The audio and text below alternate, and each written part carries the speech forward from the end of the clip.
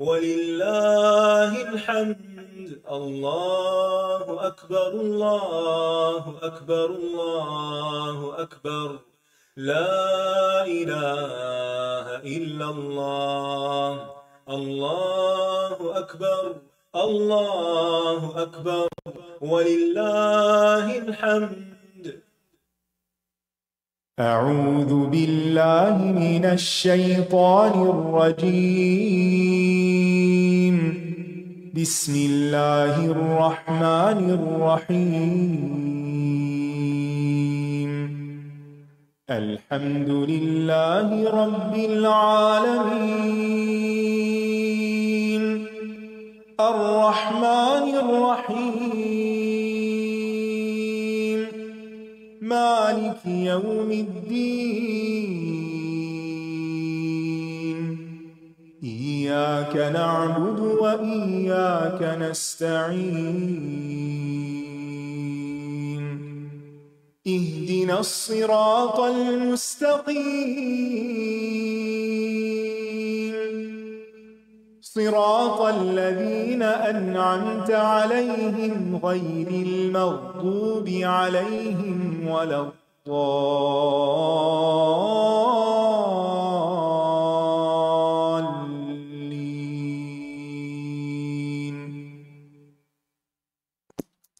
السلام علیکم ورحمۃ اللہ وبرکاتہ. کیا حال ہے آپ کا؟ الحمدللہ.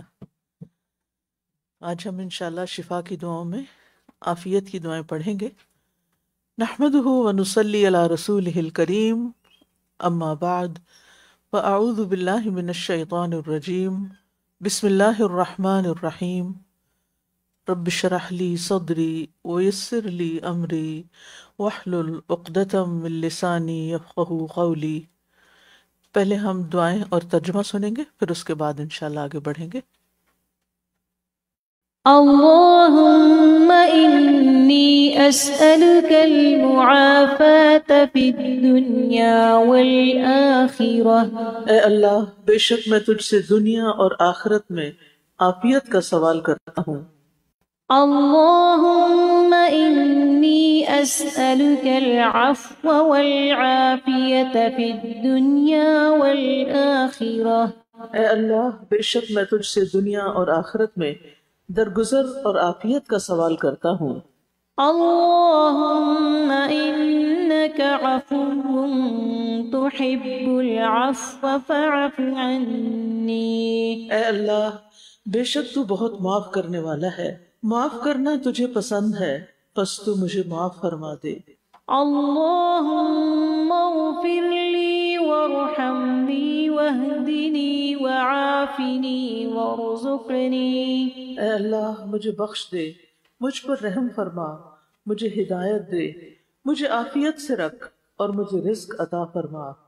اللهم عافني في بدني. اللهم عافني في سمعي. اللهم عافني في بصري. لا إله إلا أنت. اے اللہ، میرے بدن میں مجھے عافیت دے. اے اللہ، میری سماعت میں مجھے عافیت دے. اے اللہ، میری بصارت میں مجھے عافیت دے. تیرے سوا کوئی الہ نہیں.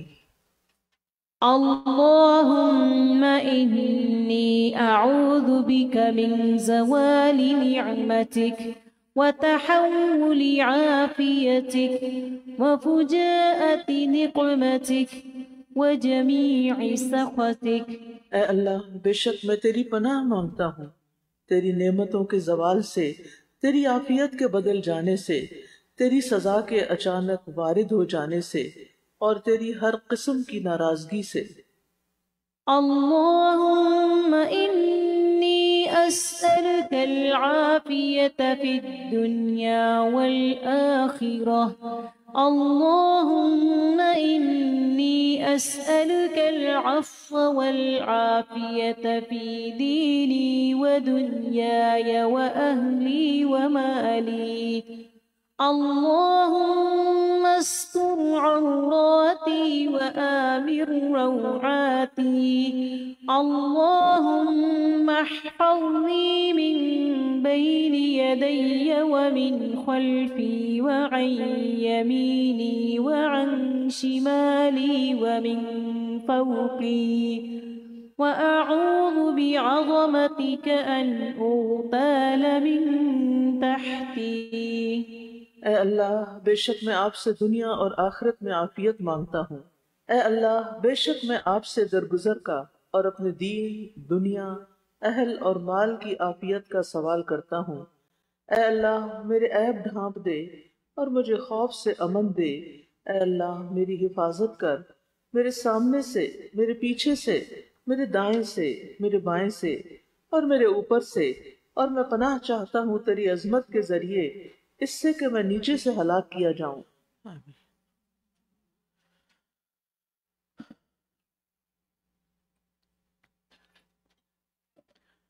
اللہ تعالیٰ سے ہمیشہ عافیت کا سوال کریں۔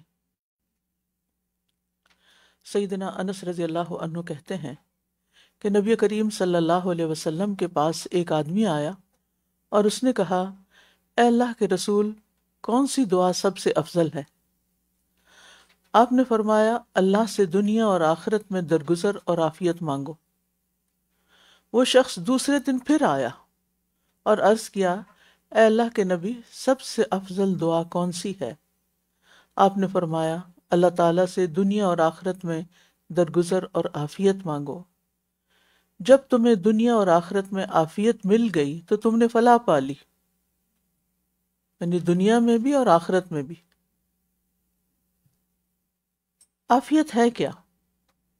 عافیت کا لفظ عربی زبان کا لفظ ہے جو عفا سے ہے، عفا یعفو۔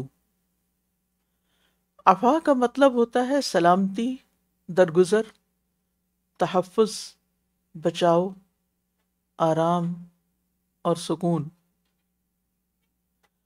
عافیت اللہ کی طرف سے اپنے بندے کے لیے ہر طرح کی آفت اور مصیبت سے حفاظت ہے، چاہے کوئی اچانک آفتیں آئیں یا جان میں یا مال میں یا اولاد میں یا اپنی ذات میں، اور کسی بھی قسم کی کوئی مصیبت، جانی، مالی،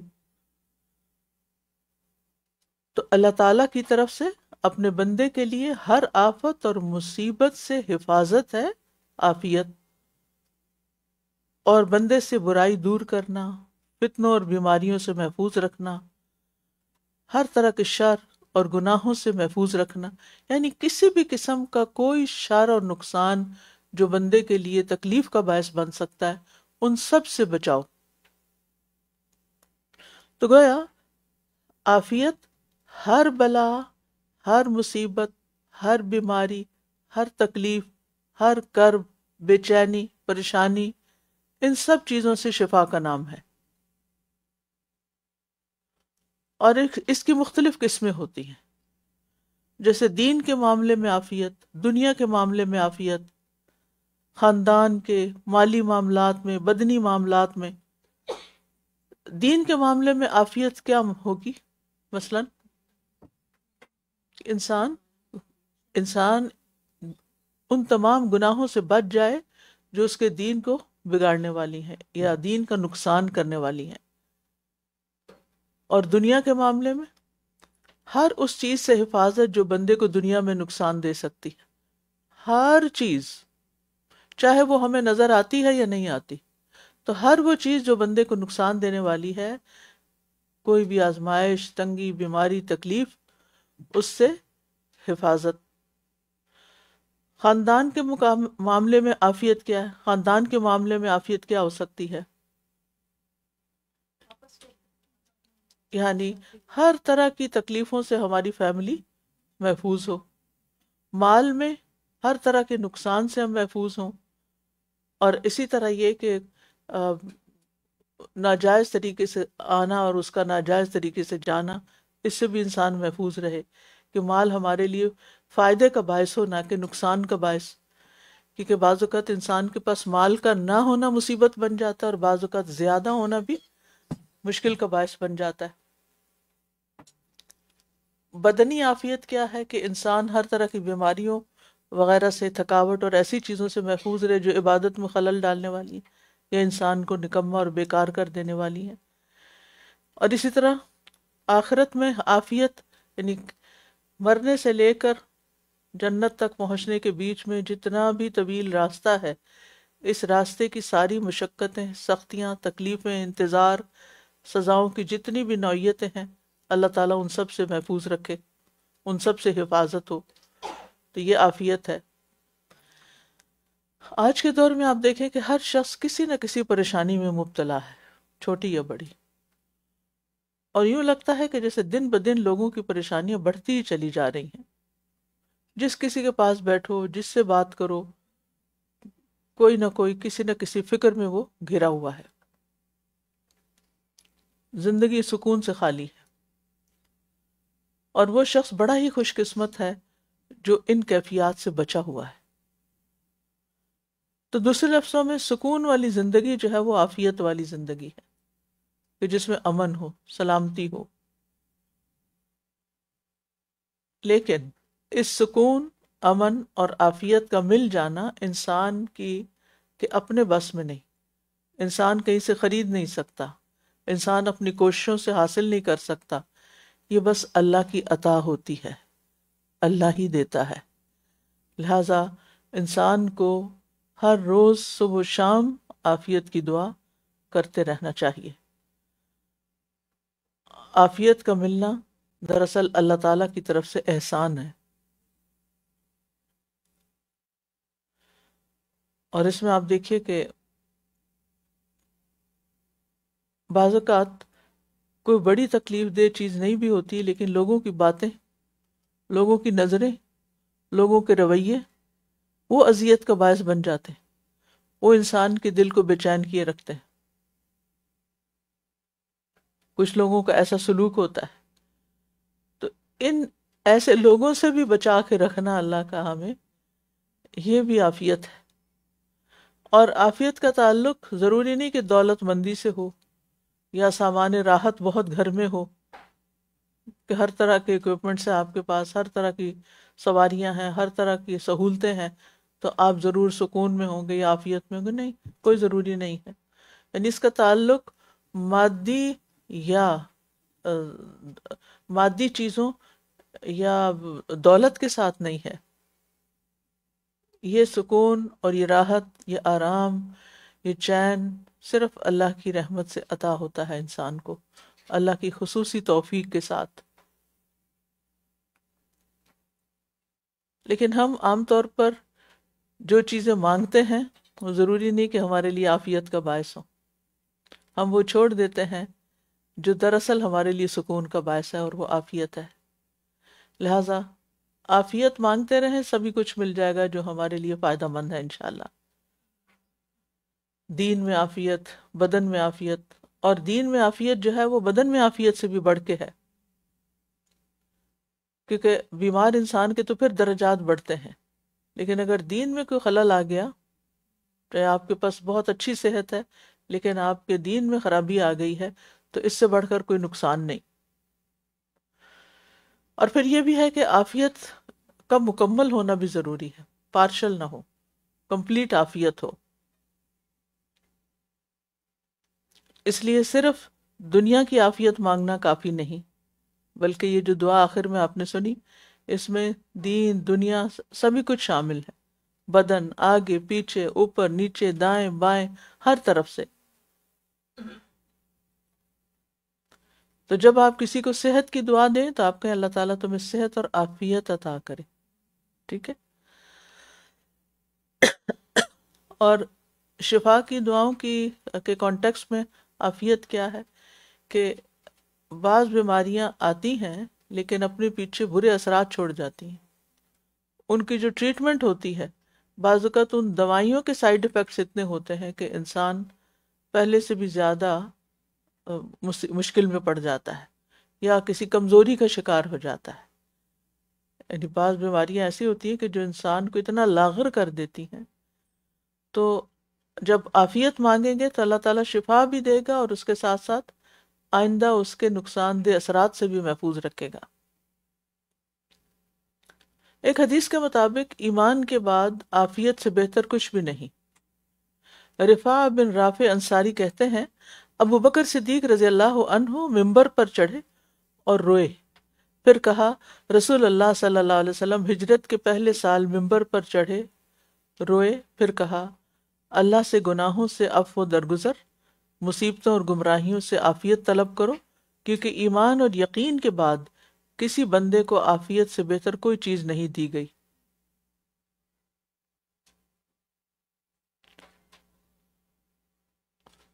تو اس میں آپ نے فرمایا اسأل اللہ العفو والعافیت، یہاں صرف عافیت نہیں مانگی گئی، عفو بھی مانگا گیا، حالانکہ دونوں کا روٹ ایک ہی ہے۔ تو عفو تو درگزر ہے، معافی ہے، اور عافیت پھر پروٹیکشن ہے۔ ابن القیم رحمہ اللہ کہتے ہیں آپ صلی اللہ علیہ وسلم نے دین اور دنیا کی دونوں عافیتوں کو جمع کر دیا ہے، اور بندے کی دونوں جہانوں میں اصلاح یقین اور عافیت کے بغیر مکمل نہیں ہوتی۔ بس یقین آخرت کی سزاؤں کو اس سے دور کرتا ہے، وبالآخرۃ هم یوقنون، اور عافیت اس کے دل اور بدن میں دنیا کی بیماریوں کو اس سے دور کرتی ہے۔ ٹھیک، یعنی عافیت انسان کے دل اور بدن دونوں میں جو بیماریاں ہیں ان کو دور کرتی ہے۔ اور اسی طرح یہ ہے کہ بذات خود صحت جو ہے ایک ایسی نعمت ہے کہ جس کی طرف سے اکثر لوگ بالکل غافل ہوتے ہیں۔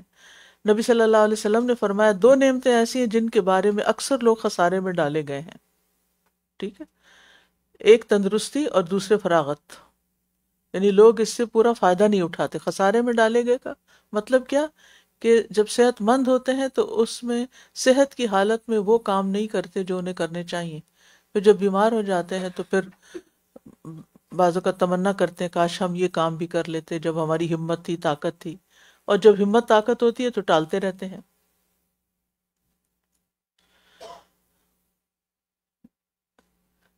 اسی طرح رسول اللہ صلی اللہ علیہ وسلم نے فرمایا جس شخص نے اس حالت میں صبح کی کہ اسے اپنے بارے میں امن ہو کہ وہ ٹھیک ہے، اور وہ بدن کے لحاظ سے تندرست ہو، اور اس کے پاس اس دن کی روزی کا سامان ہو، تو گویا اس کے لیے ساری دنیا جمع کر دی گئی، یعنی امن بھی ہے، صحت بھی ہے، اور کھانے کو بھی ہے۔ اور یہ دنیا کی بھلائیوں میں سے ہے۔ جب ہم مانگتے ہیں نا کہ ربنا آتنا فی الدنیا حسنۃ وفی الآخرۃ حسنۃ وقنا عذاب النار، تو امام نووی صحیح مسلم کی شرح میں لکھتے ہیں اس کی تفسیر میں سب سے زیادہ واضح قول یہ ہے کہ دنیا میں حسنہ سے عبادت اور عافیت مراد ہے۔ یعنی جب ہم حسنہ مانگتے ہیں ربا اے ہمارے رب ہمیں دنیا میں حسنہ عطا کر، تو اس سے مراد کیا مانگتے ہیں؟ عافیت مانگتے ہیں۔ اور آخرت میں حسنہ سے مراد جنت اور مغفرت ہے۔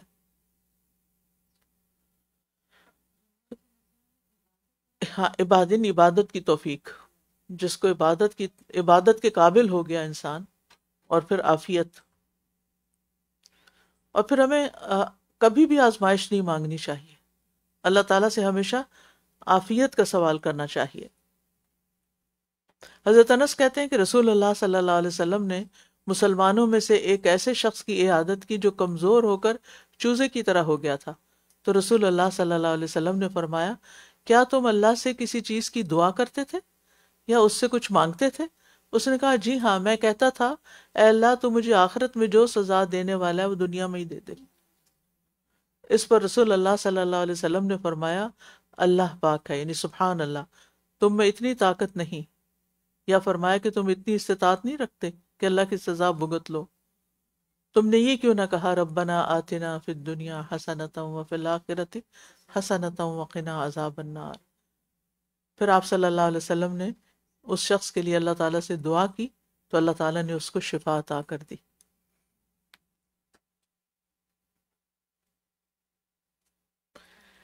حضرت ابوبکر کہتے ہیں جس کی یہی خواہش ہوتی ہے کہ اسے عافیت مل جائے اور وہ اس پر اللہ کا شکر کرے، نہ کہ وہ مصیبت میں مبتلا ہو اور پھر اس پر صبر کرے، یعنی صبر نہیں مانگو بلکہ شکر مانگو، شکر کی توفیق دے. رب اوزعنی ان اشکر نعمتک التی انعمت علیہ.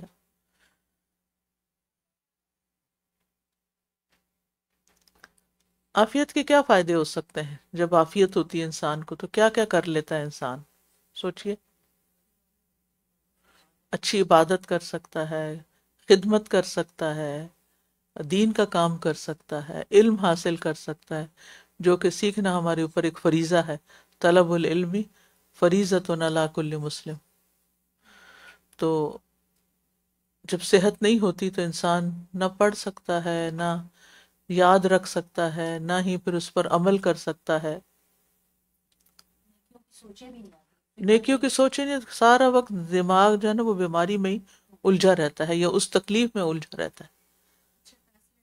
اچھے فیصلے کر سکتا ہے، خدمت خلق کر سکتا ہے، دوسروں کے کام آ سکتا ہے. جی ہاں، کیونکہ برے خیالات سے بھی بچتا ہے انسان. جب انسان پہ کوئی تکلیف، آزمائش، مصیبت ہوتی ہے تو شیطان پیچھے لگ جاتا ہے، وسوسوں کا انسان شکار ہو جاتا ہے. حضرت ایوب علیہ السلام جب طویل بیماری کا شکار ہوئے تھے تو انہوں نے کیا کہا تھا؟ انی مسنی الشیطان بنصب و عذاب. کہ تکلیف تو ہوتی ہے لیکن یہ کہ ذہنی بیماری بھی ساتھ ہی شروع ہو جاتی ہے.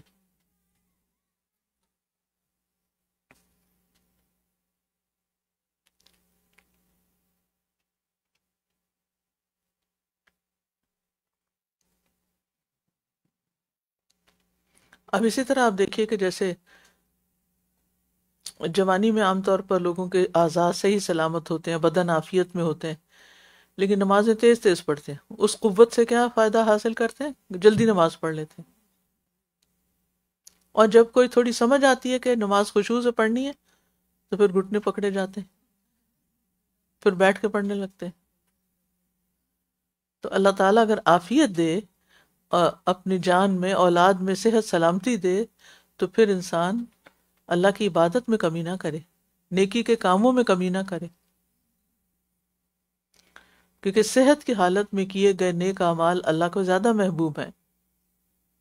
ایک صحابی نے رسول اللہ صلی اللہ علیہ وسلم سے پوچھا، یا رسول اللہ کون سا صدقہ افضل ہے؟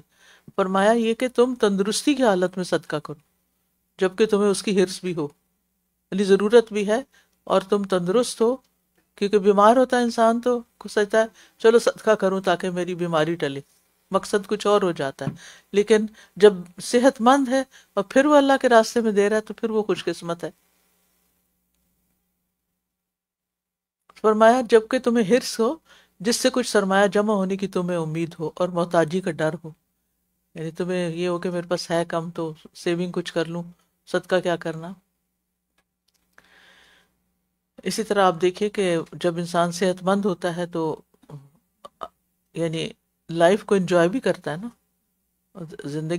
زندگی کو انجوائے کرنا، اچھے حال میں رہنا، خوش رہنا، کچھ کھائے تو اس کا مزہ آنا، کیونکہ بیمار کا تو منہ کا ذائقہ ہی خراب ہو جاتا ہے، اور پھر کچھ کھا لے تو اس کو ڈائجسٹ ہی نہیں ہوتا. تو اللہ کی نعمتیں پڑی کی پڑی رہ جاتی ہیں، ان کو انسان استعمال نہیں کر سکتا. تو اس طرح نیکیوں کے کام انسان زیادہ کر سکتا ہے. نبی صلی اللہ علیہ وسلم نے سے پوچھا گیا، اے اللہ کے رسول کون سا انسان سب سے بہتر ہے؟ فرمایا جس کی عمر لمبی اور اس کا عمل اچھا ہو، یعنی جتنا زیادہ وقت ملا اور جتنے زیادہ اچھے کام ہیں. پوچھا گیا کہ سب سے بدترین انسان کون ہے؟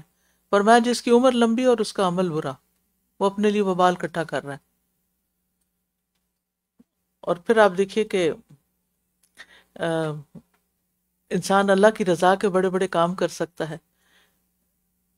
نبی صلی اللہ علیہ وسلم نے فرمایا جب کوئی شخص کسی مریض کی عیادت کے لیے جائے تو اسے چاہیے کہ یوں کہے، اللہم اشف عبدک ینکا لک عدوا او یمشی لک الی جنازۃ. اے اللہ اپنے اس بندے کو شفا عطا فرما، یہ تیری راہ میں کسی دشمن کو زخمی کرے یا تیری رضا کے لیے کسی جنازے میں شریک ہوگا. یعنی مراد کیا ہے کہ نیکی کے کام کر سکے گا. ورنہ انسان جب نہیں بیمار ہوتا ہے تو دوسروں پہ ڈیپینڈنٹ ہو جاتا ہے، دوسروں کے لیے کچھ کرنا تو دور کی بات.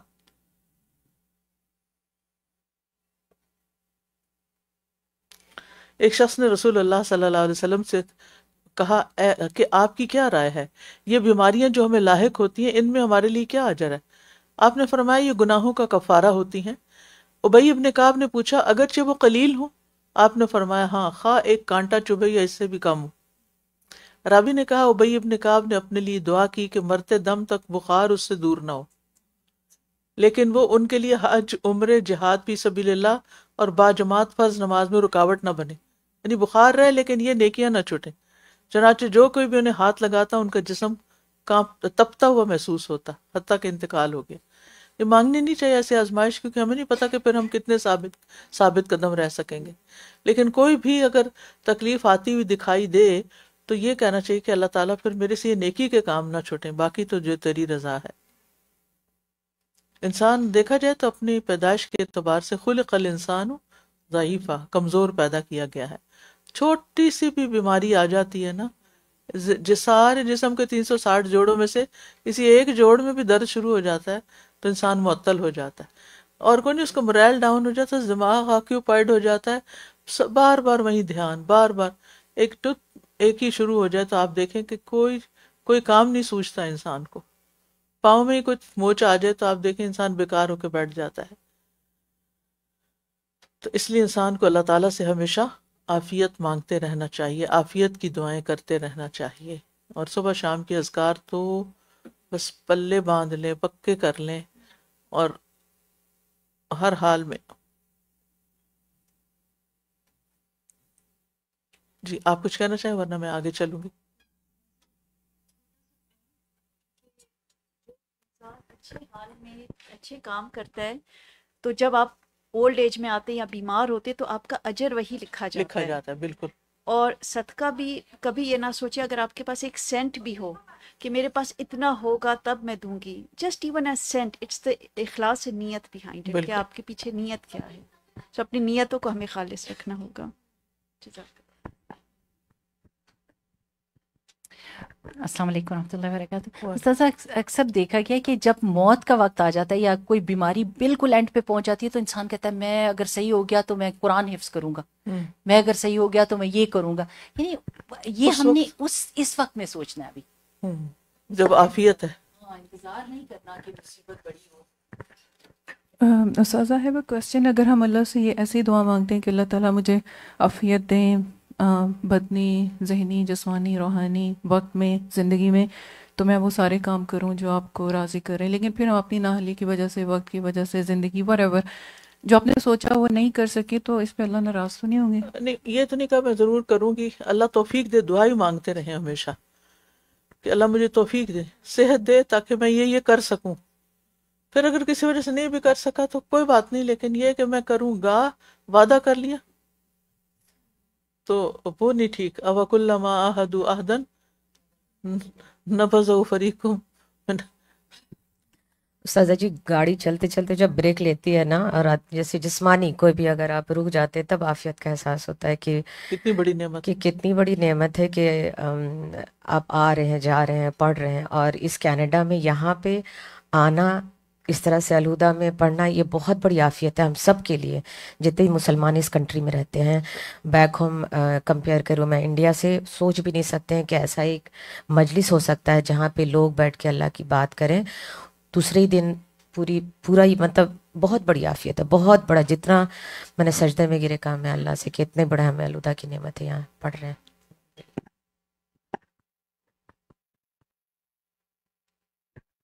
السلام علیکم استاذہ جب پینڈیمک تھا تو مجھے لگا کہ اس چیز سے، نیکیوں سے یا چیزوں سے جس طرح سے ہم رک گئے تھے، تو ٹرو عافیت جو تھی، جو کھو گئی، اس کا ہمیں ٹرو احساس ہوا، اور اس کے بعد تو ہمیں اگر ہم اس سے بھی نہ سبق لیں تو پھر ہماری کمزوری ہے۔ بالکل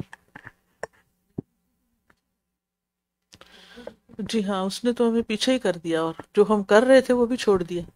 ان سالوں میں جو آرام کیا، اب اتنی آرام طلبی ہو گئی ہے کہ آگے ہی بڑھنے کو، یعنی جو کچھ ہم پہلے کیا کرتے تھے، ہمتیں ہی کم ہو گئی۔ استاذ جی ڈرائیونگ کے حوالے سے بھی مجھے لگ رہا تھا کہ ضرور یہ دعا کر کے کرنی چاہیے۔ اتنے زیادہ حادثات، اور کئی دفعہ آپ کی غلطی نہیں ہوتی، آپ کو دوسرے کی غلطی بھگتنی پڑ جاتی ہے۔ بالکل، تو اس لیے ضرور میری سب بہنوں سے ریکویسٹ ہے کہ عافیت کی دعا ضرور ڈرائیونگ کے وقت۔ استاد جی جب ہم پڑھ رہے ہوتے ہیں کلاس میں ہوتے ہیں سارا دن ہم یہاں پہ ماشاءاللہ جو لوگ کورس کرتے ہیں آتے ہیں یہاں پر تو جو سکینت اور عافیت آپ کے دل میں محسوس ہوتی ہے آپ یقین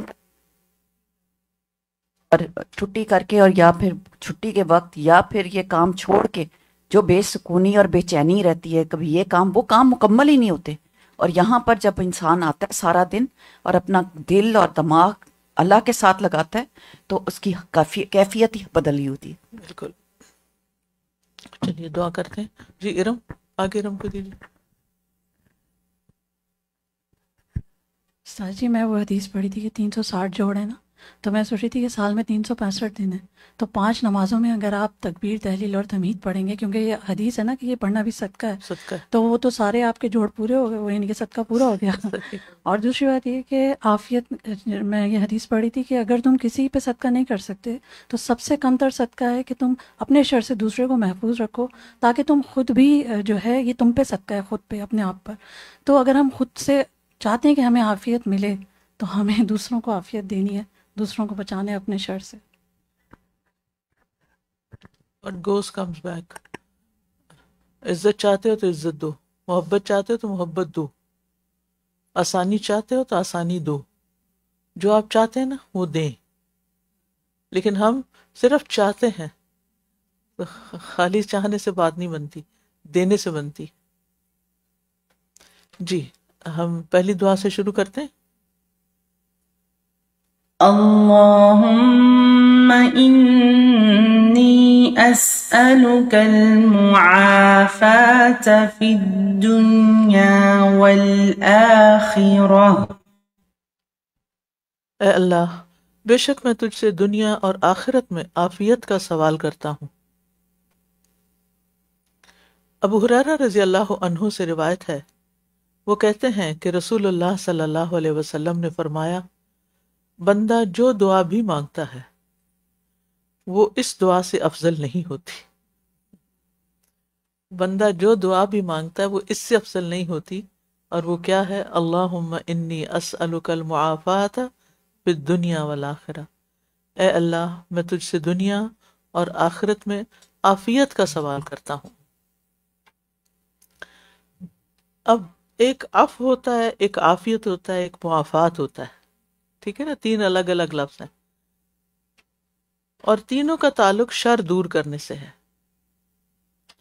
ماضی کے شر کے لیے عفو ہے, حاضر کے شر کے لیے عافیت ہے, اور مستقبل کے شر کے لیے معافات ہے. اور اس میں عافیت کا مسلسل اور ہمیشہ شامل رہنا ہے. اور معافات میں یہ بھی شامل ہے کہ اللہ تعالیٰ آپ کو لوگوں کے شر سے عافیت میں رکھے اور لوگوں کو آپ کے شر سے عافیت میں رکھے, اور یہ کہ اللہ آپ کو ان سے بے نیاز کر دے اور ان کو آپ سے بے نیاز کر دے, اور ان کی تکالیف کو آپ سے دور کر دے اور آپ کی تکلیفوں کو ان سے دور کر دے. یہ سب معافات میں آ جاتا ہے. اور آخرت میں معافات کیا ہے؟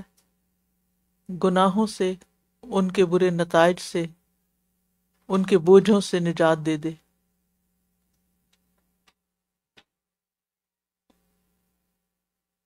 تو جس کو معافات مل گئی آخرت میں, فیوچر میں, اس کو جنتوں میں داخل ہونے کی ضمانت دے دی گئی. تو بہترین دعا ہے جو کوئی پڑھے. اب یہ چھوٹی چھوٹی دعائیں ہیں, ان کو یاد کرنا بھی کچھ مشکل نہیں, اور ان کو پڑھنے میں بھی کتنے سیکنڈ لگیں گے؟ 3 سیکنڈ, 4 سیکنڈ, اتنا تو ہم نکال ہی سکتے ہیں. لیکن اس کا فائدہ کتنا زیادہ ہوگا, کتنا زیادہ انسان کو اس کے بدلے میں ملے گا. اس لیے پھر میں آپ سے ہی کہوں گی کہ یا تو اپنی کوئی ڈائری بنا لیں, یا کوئی اپنے بورڈ گھر میں بنا لیں, یا کہیں لکھ لکھ کے چھوٹے چھوٹے سٹیکرز کی شکل میں اپنے کہیں ایسی جگہ لگائیں جہاں آپ روز ان چیزوں کو دیکھیں تو اس جگہ پر آپ کو یاد آ جائے. عام طور پر جیسے اگر جیسے کچن کے کبرز ہوتی ہیں نا, تو کیبنٹس ہوتی ہیں, تو ان کے باہر لگانے سے ذرا دل گھبراتا ہے, تو میں کیا کرتی ہوں کہ کھول کے نا اندر کی سائڈ پہ لگا دیتی ہوں. اب کھولنا تو ہے، مرچ مسالہ تو آپ نے روز ہی نکالنا ہے نا، تو جو ہی کھولیں گے آپ تو وہ آپ کو اسٹکی نوٹ چمکتے ہوئے نظر آئیں گے کہ ہاں یہ کام کرنا ہے. تو آپ ایک نظر بس ڈال لیں، یاد تو ہوگی، بس وہ ریمائنڈر ہے ایک طرح سے. بس صرف ٹپس دے رہی ہوں تاکہ آپ لوگ یہ کام کر سکیں.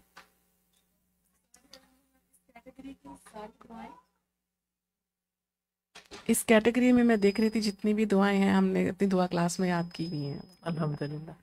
بس اصل میں میرا جو کنسرن ہے نا وہ یہ کہ ہم پڑھ بھی لیتے ہیں، ہم سمجھ بھی لیتے ہیں، ہم یاد بھی کر لیتے ہیں، ہم پڑھنا بھول جاتے ہیں، ہم مانگنا بھول جاتے ہیں. مجھے یہاں تکلیف ہوتی ہے آ کے کہ جو ہم نے مل گیا خزانہ وہ ہم نے بینک میں کیوں جا کے رکھ دیا، دماغ کے بینک میں، ہم اسے استعمال کیوں نہ کریں. ہم اکثر خواتین کی عادت ہوتی ہے، گولڈ کا شوق ہوتا ہے، ہیروں کا شوق ہوتا ہے، جب پیسے جمع کیے کچھ خرید لیا، خرید کے پھر اس کی حفاظت کے لیے اس کو لاکر میں رکھ دیا جا کے. کیا فائدہ؟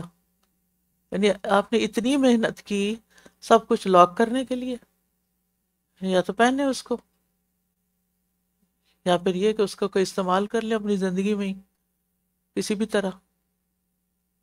تو اسی طرح یہ دعائیں بھی یا یہ علم جو ہم سیکھتے ہیں، ہمیں اکثر اپنے سے سوال کرنا چاہیے، میں کیوں سیکھ رہی ہوں، میں کیوں پڑھ رہی ہوں. ابھی جو تعلیم القرآن آپ کا مکمل ہو رہا ہے، اپنے آپ سے پوچھا کریں کہ میں نے یہ کورس کیوں کیا تھا. کیا اینڈ آف دا کورس مجھے وہ مل رہا ہے جس کے لیے میں نے یہ کیا، یا بس ایسے ہی ٹائم پاس کر لیا، یا پھر کاغذ کا ایک ٹکڑا لینا تھا، مجھے سرٹیفکیٹ چاہیے تھا بس. تو یہ علم تو زندگیاں سنوارنے کے لیے، صرف یہ زندگی نہیں، آگے کی زندگی سنوارنے کے لیے، انسان کو انسان بنانے کے لیے. تو اس لیے بڑا ضروری ہے کہ ہم اصل مقصد کو سامنے رکھ کر ایفرٹ کیا کریں، کوئی بھی، چھوٹی ہو یا بڑی. کر کیوں رہی ہوں، چلتے چلتے بھی اپنے آپ سے سوال کیا کریں، میں کیوں چل رہی ہوں، یہاں واک کیوں کر رہی ہوں، کیا نیت ہے میری. اس سے تجدید نیت بھی ہوتی رہتی ہے اور کام کی ایفیشنسی بھی بڑھتی ہے جب آپ کو اس کا صحیح مقصد معلوم ہوتا ہے. نیکسٹ دعا. اللهم إني أسألك العفو والعافية في الدنيا والآخرة. اے اللہ، بے شک میں تجھ سے دنیا اور آخرت میں درگزر اور عافیت کا سوال کرتا ہوں. ابن عمر سے مروی ہے کہ رسول اللہ صلی اللہ علیہ وسلم جب شام کرتے اور جب صبح کرتے تو ان کلمات کو نہیں چھوڑتے تھے. اے اللہ، میں تجھ سے دنیا اور آخرت میں عفو اور عافیت کا سوال کرتا ہوں. عفو، مغفرت، درگزر، کہ اللہ مجھے معاف کر دے، جیسے نا اللہم انک عفو تحب العفو فاعف عنی.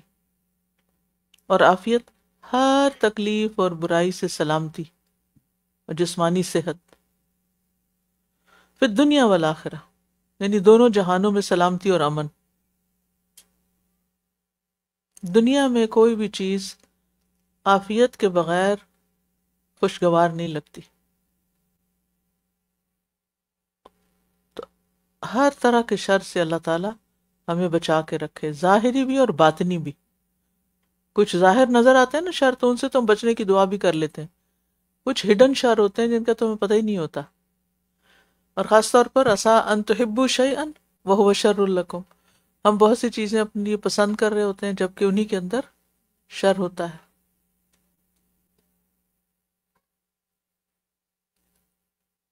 اور آخرت میں بھی اگر انسان گناہوں سے بچ گیا اور حقوق العباد کی پرسش نہ ہوئی وہاں، کیونکہ اس سے بھی ڈرنا چاہیے نا کہ عبادتیں بہت ہوں، نیک اعمال ہوں، سب کچھ ہوں، لیکن کسی کا حق مارا ہو، کسی کی غیبت کی ہو، کسی کے ساتھ زیادتی کی ہو، تو پھر کیا بنے گا؟ ایسا نہ کیا کرایا ان کو دیکھ فارغ ہو جائیں. یعنی یہ ہم بازو کا جب دین پڑھ لیتے ہیں نا تو نیک اعمال کرنے کا شوق رکھتے ہیں اور کچھ نہ کچھ کر بھی لیتے ہیں. اب نماز، روزہ، صدقہ، خیرات، یعنی کئی اچھی عادتیں ہمارے اندر آ جاتی ہیں، لیکن اس کے ساتھ ہم کچھ اپنی پرانی عادتوں کو، برائیوں کو چھوڑتے نہیں، وہ ساتھ چل رہی ہوتی ہیں۔ اب وہ کیا ہے، ادھر خزانہ بھر رہے ہیں، ادھر ہم نے سوراخ کیا ہوا ہے، وہ سارا نکلتا جا رہا ہے، نکلتا جا رہا ہے، نکلتا جا رہا ہے۔ تو اس چیز سے بھی ڈرنا چاہیے۔ ہمیں بعض اوقات احساس ہی نہیں ہوتا کہ ہم نے کسی کا دل دکھا دیا۔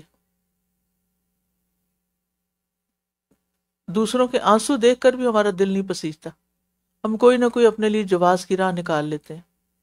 اپنے ہر ظلم اور ہر غلط کام کے پیچھے ہمیں بہانہ ملا ہوا ہے کہ کیوں کر رہے ہیں ہم۔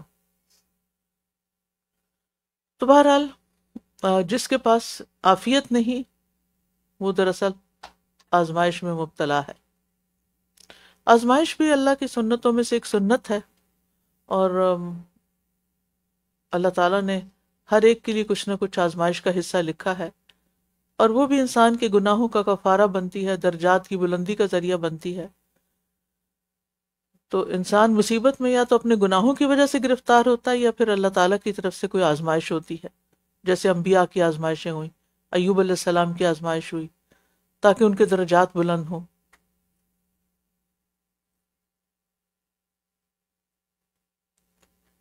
تو عافیت کی نعمت کا نہ ہونا انسان کو اللہ تعالیٰ کی طرف اپنے محتاجی اور ضرورت کا احساس دلاتا ہے کہ میں محتاج ہوں، کمزور ہوں، اور نعمت کا آنا، ٹھیک ہے، وہ کیا احساس دلاتا ہے کہ مجھے شکر کرتے رہنا چاہیے۔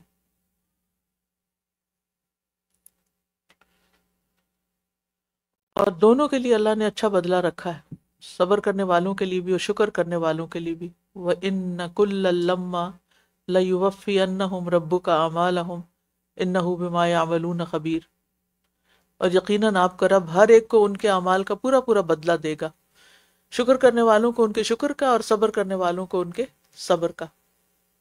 بے شک جو کچھ وہ کرتے ہیں اللہ اس سے خوب باخبر ہے۔ مومن کی شان یہ ہوتی ہے کہ اگرچہ بعض اوقات اس پر تکلیف آ جاتی ہے، لیکن اس کا دل پھر بھی چین میں ہوتا ہے، یہ عافیت ہے۔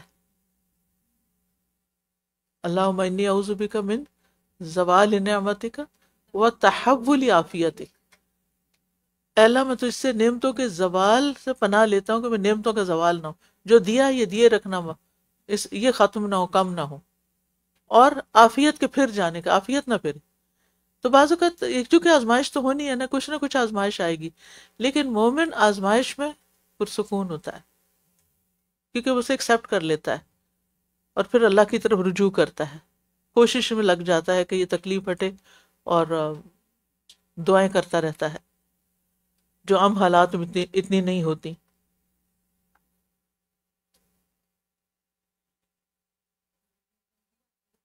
قلبی عافیت ہے، بالکل، یعنی بدنی بیماری سے وہ اس کے گناہ جھڑ رہے ہیں یا درجات بلند ہو رہے ہیں، اور قلبی عافیت سے، قلبی سکون سے اس کے درجات بڑھ رہے ہیں، یعنی دنیا میں بھی چین ہے اور آگے کے لیے بھی فائدہ ہے، کیونکہ قلبی عافیت ہوگی تو حسن ظن ہوگا نا اللہ کے بارے میں۔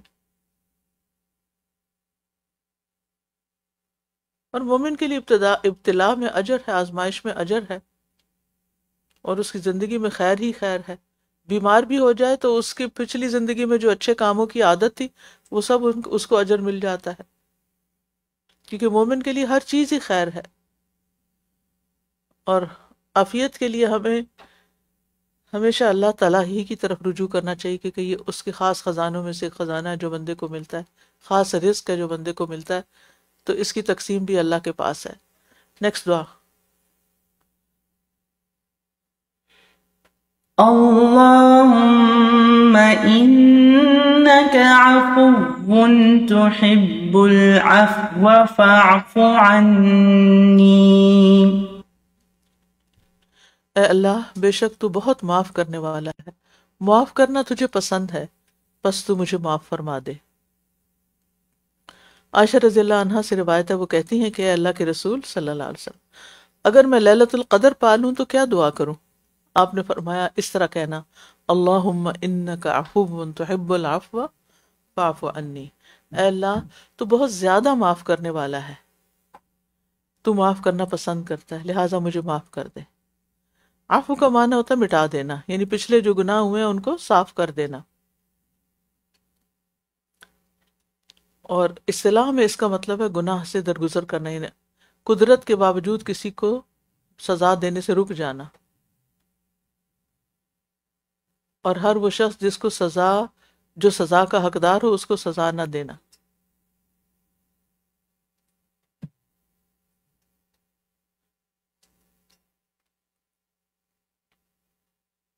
ہمارے لیے جو سب سے زیادہ ضروری چیز ہے نا وہ اللہ سے معافی ہے، بس اللہ تعالیٰ معاف کر دے، کیونکہ ہمارے گناہ بہت ہیں۔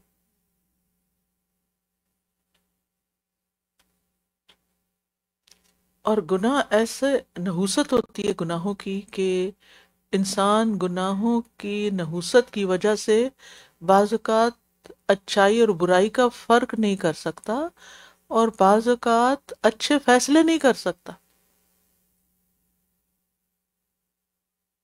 وہ کہتے ہیں جاؤ جو چاہو کرو، مرو جو بھی ہے تم نے کرنا کرو، کیونکہ انسان کچھ گناہوں میں ایسے مبتلا ہوتا ہے کہ اس کو سمجھ ہی نہیں آتی کہ اس کو کرنا کیا چاہیے، اچھائی برائی کی تمیز بھی چلی جاتی ہے، اور پھر اچھائی کا رستہ اختیار کرنا بھی مشکل ہو جاتا ہے، کیونکہ گناہوں کی لذت لگی ہوئی ہوتی ہے، لت پڑی ہوئی ہوتی ہے۔ لیکن جب توبہ کر لیتا ہے انسان، اور توبہ کا مطلب کیا ہوتا ہے کہ واپس آ گیا، اب وہ یہ گناہ نہیں کرے گا، تو پھر انسان کے دل میں اس برائی سے نفرت بھی ہوتی ہے، اس پہ گلٹ بھی ہوتی ہے۔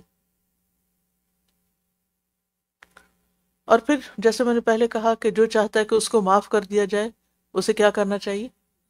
دوسروں کو معاف کر دینا چاہیے، کیونکہ معاف کرنا اللہ تعالیٰ کی صفت ہے، اللہم انک عفو، ٹھیک ہے؟ تو یہ اللہ تعالیٰ کو بڑا پسند ہے، واللہ عز وجل عفو یحب العفو، اللہم انک عفو تحب العفو، اور یہ انبیاء کی صفت بھی ہے۔ نبی صلی اللہ علیہ وسلم نے فتح مکہ کے موقع پر کیا کیا؟ معاف کر دیا۔ یوسف علیہ السلام نے بھائیوں کے ساتھ کیا کیا؟ ان کو اتنا بڑا اخلاق کہ ان کو احساس تک نہیں دلایا، کوئی شکوہ نہیں کیا، کوئی ریپیٹ ہی نہیں کیا کہ تم نے کیا کیا تھا۔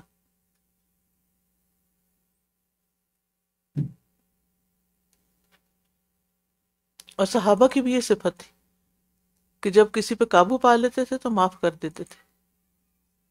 تو یاد رکھیے دوسروں کو معاف کرنے والا اللہ کی معافی کا بھی حقدار ہو جاتا ہے۔ وَلْيَعْفُوا وَلْيَصْفَحُوا أَلَا تُحِبُّونَ أَن يَغْفِرَ اللَّهُ لَكُمْ، چاہیے کہ وہ معاف کر دیں، درگزر کریں، کیا تم نہیں پسند کرتے کہ اللہ تمہیں معاف کر دے؟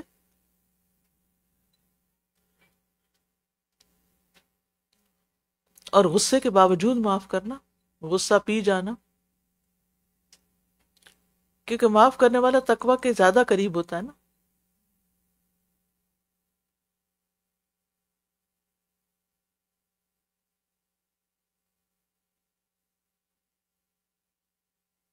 اور معاف کرنے والے کی اپنی زندگی بڑی سکون میں آ جاتی ہے، اور جو انتقام لینے والا ہوتا ہے وہ ہر وقت چالیں چلنے کی باتیں سوچ رہا ہوتا ہے، اور اس کو چین نہیں آتا۔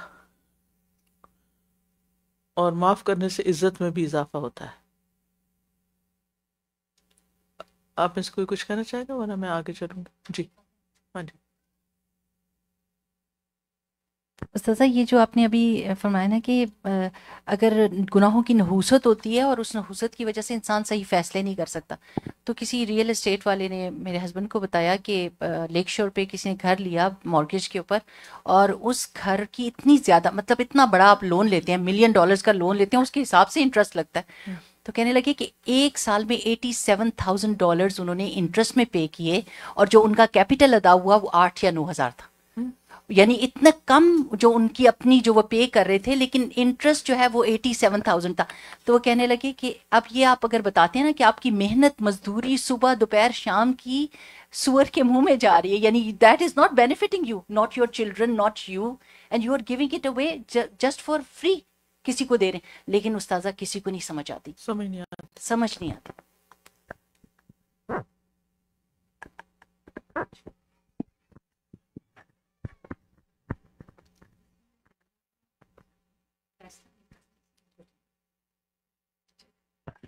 جی استاذہ جی، جو بات ہے نا کہ ماشاءاللہ بیماری میں بھی جتنے آپ کے نیک کام ہے اس کا فل اجر ملتا ہے، تو میرے ذہن میں آ رہا تھا کہ آپ نے کسی بھی ادارے میں آپ کام کرتے ہیں، آپ کا پینشن سسٹم ہوتا ہے، تو وہ بھی 100% آپ کو کہیں نہیں ملتی. سرٹن پیریڈ آف ٹائم آپ نے کام کرنا ہے، اس کے بعد ملے گی، اور وہ بھی کچھ پرسنٹیج. اور سبحان اللہ ہمارا اتنا خوبصورت دین ہے کہ بیماری میں آپ کو فل فلج آپ کو پورا اجر ان سب نیکیوں کا مل رہا ہے. اور پھر یہ ہم کہتے ہیں نا وہ اجر ملا، جب یہ اجر ملنے لگے گا نا، اصل بینیفٹ جو پینشن ملنے لگے گی نا، وہ تو اجر غیر ممنون ہے. پھر یا تو دنیا کی پینشن تو پھر مرنے کے بعد ختم ہو جاتی ہے نا، اور وہ مرنے کے بعد جاری ہونی ہے. اور میں سوچ رہی تھی آج صبح بھی، جو ہمارے دین نے صدقہ جاریہ کا کانسیپٹ دے دیا نا، سبحان اللہ، اتنا خوبصورت کانسیپٹ ہے یہ کہ جاریہ کا مطلب ہے جاری جاری جاری جاری، کہیں رکنے والا نہیں. جی استاذہ بالکل بجا کا آپ نے، ماشاءاللہ یہ ایک چیز ہے جو آپ کو کیپ آن موونگ یو، کہ بالکل آپ کا دل چاہتا ہے کرنے کے لیے، ہر چیز کا اجر، صبح سے لے کے رات تک ہر کام میں اجر. استاذہ میں نے پوچھنا تھا، ریسنٹلی کسی نے مجھ سے سوال کیے کہ اگر معاف اس کو کرنا چاہیے جو معافی مانگے، اور کوئی معافی چاہتا ہی کوئی نہیں مانگے تو یا نہ مانگے، ہم نے اپنے اندر سے گندگی نکال کے باہر پھینک دی، اوکے ڈیٹاکس، سب کو معاف کیا. اوکے سبحان اللہ، جزاک اللہ خیر. بلکہ یہ بھی دعا کیا کریں کہ اللہ جن نے میرے ساتھ زیادتی کی، میں نے ان کو معاف کیا، تو بھی ان کو معاف کر دے، اور اس کے بدلے میں مجھے معاف کر دے. تو استاد جی کسی نے ریسنٹلی کوئی فوت ہوا تو انہوں نے بینچز بنوائے جو پارکس میں رکھے جاتے ہیں اور پھر ایسی جگہوں پہ رکھے جاتے ہیں. تو میں نوو اسکوشیا گئی ہوئی تھی، تو وہاں پہ انہوں نے مجھے کہا کہ آپ چلیں ہمارے ساتھ. ہم نے اپنے بیٹے کی ڈیتھ کے بعد وہ بینچ رکھوائے ہیں. استاذہ جی ہم کیونکہ کافی عرصے کے بعد وہ بھی میرے ساتھ گئے تھے، ہم نے اتنا ڈھونڈا وہ بینچ نہیں ملے. وہ ایریا ہی سارا سمندر کے اندر ہی غرق ہو گیا ہوا. تو میں ان کو بٹھا کے سمجھانے لگی کہ یہ صدقہ جاریہ، یہ دیکھیں کیسے آپ کے سامنے سب کچھ ختم ہو گئے. آپ وہاں لگائیں جہاں اللہ تعالیٰ نے کہا ہے. اسی لیے جب ہم اپنی مرضی سے کام کرتے ہیں تو وہ تو سب کچھ غرق ہو جاتا ہے، چاہے ہم میلاد کریں، چاہے وہ کوئی اور کام کریں، یا کوئی بھی بدعات کریں، تو وہ تو غرق ہی ہوگا. خیر انہوں نے بھی لوگوں کے فائدے کے لیے رکھا ہوگا کہ، لیکن یہ کہ اگر نیت یہ نہ ہو، نیت صرف نام کندھا کروانا ہو، تو پھر اور بات ہے کہ وہ یادگار رہے. یعنی یادگار رکھی تو پھر تو فائدہ نہیں، لیکن اگر ثواب کے لیے رکھا تو اس کا بھی ثواب ہے، اللہ یہ کہ وہ درخت اکھڑ گیا. نیکسٹ دعا ہے، آپ کچھ کہیں مونا کو کہ سازا میں سوچ رہی تھی کہ بعض دفعہ جیسے ہوتا ہے نا کہ ہم صبر کو سمجھتے ہیں کہ یہ کوئی ایک بہت ہی ویک قسم کا جذبہ ہے، جب کچھ نہیں کر سکتے تو صبر کر لیں. تو اسی طرح معافی کو بھی، معاف کر دینے کو بھی ہم اکثر ایسے ہی سمجھتے ہیں کہ جب آپ بدلہ نہیں لے سکتے، اینٹ کا جواب پتھر سے نہیں دے سکتے، یا آپ بزدل ہیں، تو پھر آپ بس معاف کر دیں، اب آپ کے پاس اور کوئی چارہ نہیں ہے. جبکہ معاف کر دینا، عفو درگزر ایک بہت بڑی طاقت ہے، ایک بہت بڑی انسان کے اندر جو ہے اولو العزم پیدا کرتی ہے. نیکسٹ اللهم اغفرني وارحمني واهدني وعافني وارزقني. اے اللہ مجھے بخش دے، مجھ پر رحم فرما، مجھے ہدایت دے، مجھے ہدایت دے، مجھے عافیت سے رکھ، مجھے عافیت سے رکھ، اور مجھے رزق عطا فرما. آمین. ابو مالک الاشجعی اپنے والد سے بیان کرتے ہیں کہ جب کوئی شخص مسلمان ہوتا تو نبی صلی اللہ علیہ وسلم اس کو نماز سکھاتے، پھر اس کو حکم دیتے کہ ان کلمات کے ساتھ دعا کیا کرے: اللہم اغفر لی وارحمنی واہدنی وعافنی وارزقنی. اور یہ دنیا اور آخرت کو جمع کرنے والے کلمات ہیں. ابو مالک اپنے والد سے روایت کرتے ہیں کہ انہوں نے نبی صلی اللہ علیہ وسلم سے سنا. اس وقت ان کے پاس ایک شخص نے حاضر ہو کر عرض کی: اے اللہ کے رسول، جب میں اپنے رب سے مانگوں تو کیا مانگوں؟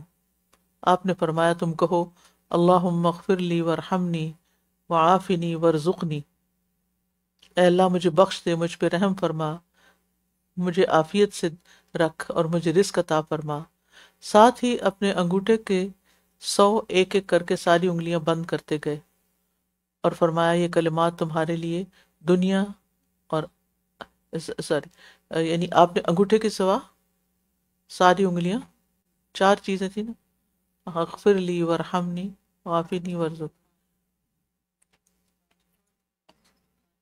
5 ہے، اس ریفرنس اس حدیث میں 4 ہے نا جی۔ ساتھ ہی اپنے انگوٹھے سے انگوٹھے کے علاوہ ساری انگلیاں بند کرتے گئے اور فرمایا یہ کلمات تمہارے لیے دنیا اور آخرت دونوں جمع کر دیں گے، سب کچھ مل گیا تمہیں۔ اتنی چھوٹی چھوٹی دعائیں ہیں نا، اور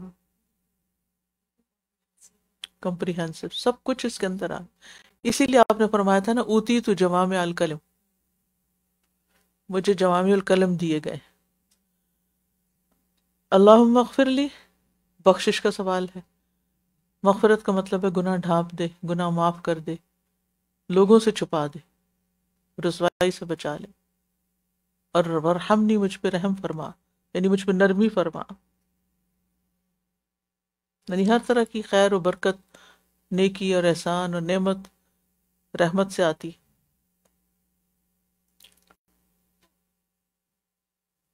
اور مغفرت میں یہ ہے کہ انسان کو یعنی مغفرت میں انسان کو آنے والی سزا سے چھٹکارا ہو جاتا ہے نا۔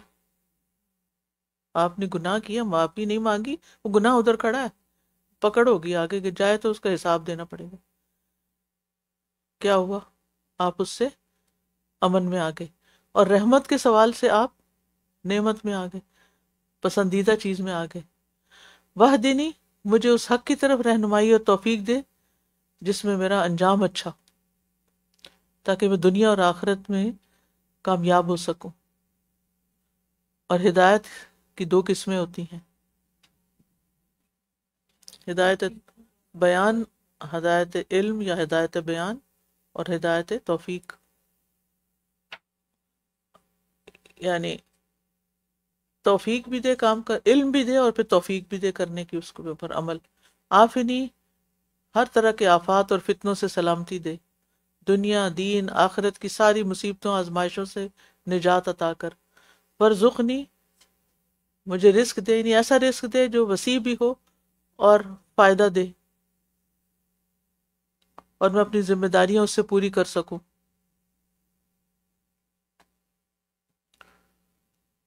اور پھر یہ ہے کہ رزق میں علم بھی آتا ہے، ایمان بھی آتا ہے، دولت بھی آتی ہے، عافیت، سب کچھ رزق میں۔ جیسے آتا ہے نا ورزقنی علما تنفعنی بہ، اللہ ایسا علم دے، ایسا علم کا ایسا رزق دے کہ جس سے، جی ہاں جی، آج کے لیے اتنا ہی کافی ہے۔ آپ میں سے کوئی کچھ کہنا چاہے تو موسٹ ویلکم۔ آپ جی جی ہاں، تو جب ہم تعلیم القرآن کے اسٹوڈنٹس گریجویٹ ہوتے ہیں جی کہ ہم دوسروں کو کم نہ سمجھے علم پا کر، جی ہاں، کہ آپ نے اس علم کو آگے ایک بہت حکمت سے پہنچانا ہے۔ اگر ہم دوسروں کو کرٹیکلی دیکھیں گے تو لوگ دین سے ہی بھاگنا شروع کریں گے۔ جی سو دس از ون پوائنٹ جس میں we have to be very careful.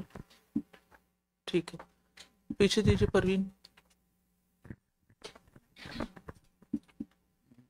السلام علیکم استاذہ، کہیں میں نے پڑھا تھا وجبرنی بھی آتا ہے، تو یہ کیا یہ صحیح ہے اس کے ساتھ؟ جی آتا ہے، وجبرنی بھی آتا ہے، وجبرنی، برپانی بھی آتا ہے۔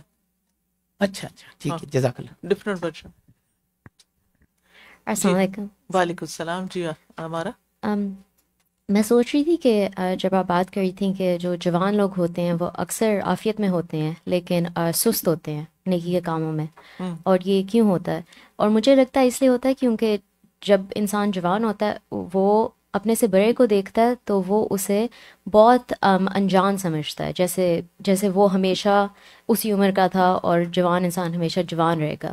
لیکن ٹائم بہت جلدی گزرتا ہے اور لوگ اس چیز کو بہت انڈر ایسٹیمیٹ کرتے ہیں کہ کتنی جلدی کوئی 20 سال کا 30 یا 40 یا 50 کا ہو جائے گا۔ اینڈ آئی تھنک اگر کوئی ینگ انسان ہے جو عافیت میں ہے تو اسے یہ ریئلائز کر لینا چاہیے کہ ٹائم بہت جلدی گزرنے والا ہے. وہ ایک دن اچانک سے اٹھے گا اینڈ وہ اس قسم کی عافیت میں شاید نہ ہو, اس وقت تک ایج شاید اس کے ساتھ کیچ اپ کر لے.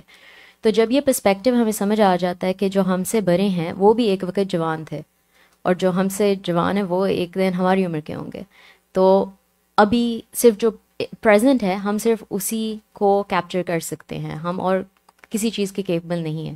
تو انشاءاللہ آئی ہوپ کہ جو ینگ لوگ ہیں انہیں یہ چیز سمجھ آ جائے. بالکل آپ نے بالکل صحیح کہا. زندگی کا بھی کچھ پتہ نہیں, ہم پتہ نہیں کیوں اتنے آرام سے بیٹھے ہوئے ہیں. ابھی ریسنٹلی ہماری ایک اسٹوڈنٹ تھی تو انہوں نے تعلیم القرآن کیا اور اس کے بعد الحمدللہ وہ کچھ نہ کچھ کرتی رہیں اور ایک برانچ کے ساتھ لگ گئیں اور پھر وہاں پر ان کی کافی کنٹریبیوشن تھی. شادی ہوئی, بچے نہیں ہوئے تو اور فرصت مل گئی اور ہسبینڈ کی طرف سے تعاون بھی بہت تھا. اب ہوا یہ کہ انہوں نے ہر وقت سوچتی برانچ کا یہ فرنیچر صحیح ہونا چاہیے, فلاں ٹھیک ہونا چاہیے, یعنی کچھ نہ کچھ, یعنی کہتی میرے 2 گھر ہیں, ایک وہ ہے ایک یہ ہے, ایک گھر سے نکلتی ہوں تو دوسرے میں آ جاتی ہوں. اور نیا اپنا گھر لیا اور اس کو خوب سجایا اور کہا میرا دل چاہتا ہے میں الہدا کو اپنے گھر سے بھی زیادہ بہتر سجاؤں. خیر کرتے ہوئے آخری انہوں نے ڈونیشن دی کہ کچھ چیزیں تبدیل کرنی تھی تو کہتے ہیں کافی بڑی رقم دی انہوں نے کہ یہ میری طرف سے, اور بالکل ٹھیک سلامت گھر گئیں. اور اس دن اپنے فیس بک پہ پتہ نہیں کس جگہ اسٹیٹس لگایا کہ استغفر اللہ و اتوب الیہ. صبح اٹھی ہیں, تھوڑی سی بس طبیعت خراب ہوئی ہے, شاید بی پی ہائی ہوا ہے, یہ کیا ہوا ہے, اور بس تھوڑی دیر میں ختم بھی ہو گئی. یہ نہیں پتا تھا کہ میرا آخری دن ہے. ہم سمجھتے ہیں دنیا کے آخری دن, یہ دنیا کی ایک کام ختم ہو رہا ہے, نہیں پتا زندگی کب چلی جائے. یعنی یہ نہیں کہ کوئی بیمار تھی, کچھ چلتی پھرتی, اب بی پی تو ایک عام چیز ہو گئی ہے نا زندگی میں. اور بعض لوگوں کو تو پتہ بھی نہیں ہوتا کہ ان کو بی پی ہے اور وہ اچانک کسی حادثے کا شکار ہو جاتے. بس لکھی ہوئی ایسی تھی, اللہ نے ان کی موت آسان کر دی نا. ہم سوچتے ہیں بچے نہیں ہے تو پتہ نہیں کیا ہوگا, کیسے زندگی گزرے گی, یہ کس کو پتا ہے کہ زندگی ہے کتنی. تو اور کبھی ہم سوچتے نہیں ہم ابھی بڑے اچھے نیک کام کر رہے ہیں, ابھی ہماری اور زندگی ہوگی, ہمیں نہیں پتا. بس عافیت تو مانگتے رہنا چاہیے, لیکن زندگی تو وہی ہے نا جو ہے, اور جن چیزوں سے وہ بڑھتی ہے یا برکت اس میں بڑھتی ہے اس کی طرف سے بھی ہم عام طور پہ غافل رہتے ہیں. تو اس لیے بہت ضروری ہے کہ ہم واپس پلٹتے رہیں اللہ کی طرف اور ان کاموں میں لگے رہیں, اپنے آپ کو باندھے رکھیں کہ جو ہمیں سیدھا رکھے, اس سے دور نہ ہو. سبحانک اللہم و بحمدک اشہد ان لا الہ الا انت استغفرک و اتوب الیک. السلام علیکم ورحمۃ اللہ وبرکاتہ.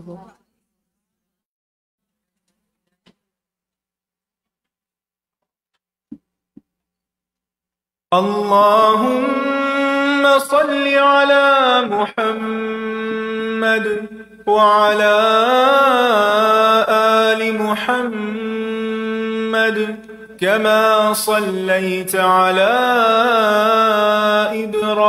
إبراهيم وعلى آل إبراهيم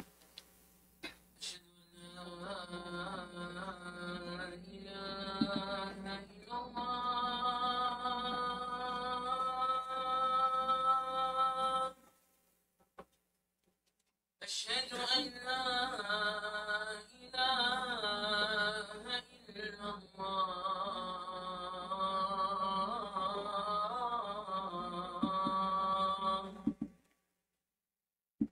أشهد أن محمدا رسول الله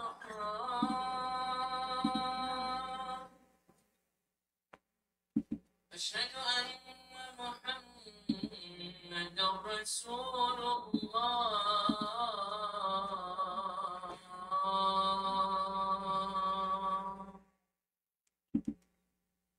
حي على الصلاة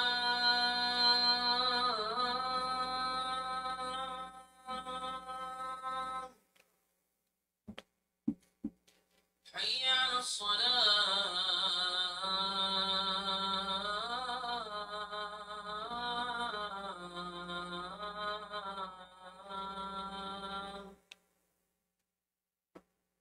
حي على الفلاح